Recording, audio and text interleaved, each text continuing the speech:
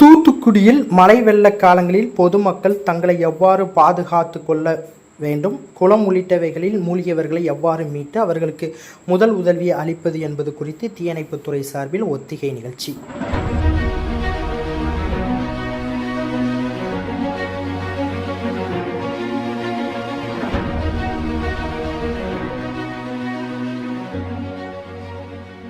வடகிழக்கு பருவமழை வருகின்ற அக்டோபர் மாதம் துவங்க உள்ளது.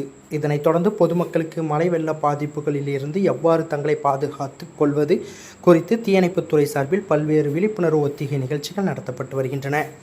அந்த வகையில் தூத்துக்குடி நகர தீயணைப்புத்துறை சார்பில் தீயணைப்பு நிலைய அலுவலர் முருகையா தலைமையில் தீயணைப்புத்துறையினர் தூத்துக்குடி தெப்பக்குளம் பகுதியில் மிதவை படகு மூலம் மழை வெள்ள காலங்களில் வெள்ளப்பகுதி மற்றும் ஆறு, ஏரி, குளம் ஆகியவற்றில் சிக்கிய பொதுமக்களை எவ்வாறு மீட்பது, மேலும் வீட்டில் உள்ள பொருட்களை வைத்து பொதுமக்கள் மழை வெள்ள காலங்களில் தங்களை காத்து கொள்வது எப்படி என்பது குறித்த செயல்முறை விளக்கம் தீயணைப்புத்துறை வீரர்களால் செய்து காண்பிக்கப்பட்டது.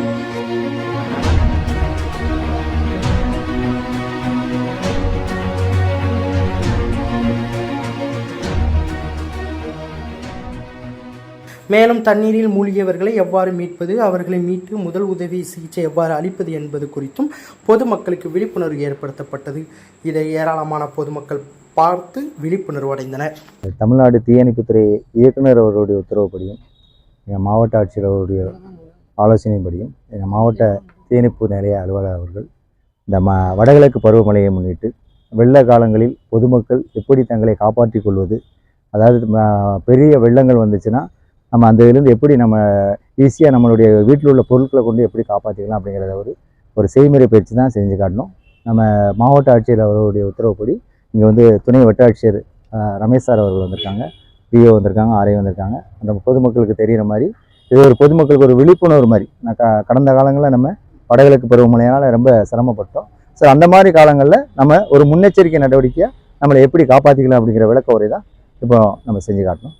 பொதுமக்களுக்கு இது ரொம்ப பயன்பாடாக இருக்கும்னு நினைக்கிறேன்.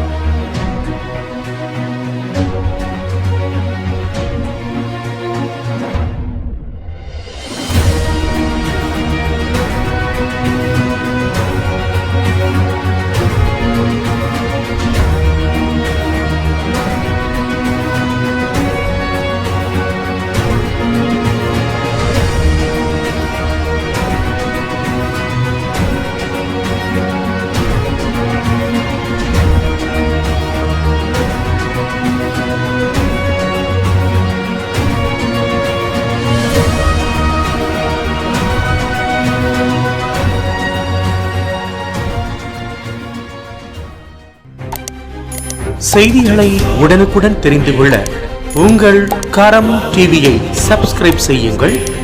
அதோடு பெல் பட்டனையும் கிளிக் செய்யுங்கள்.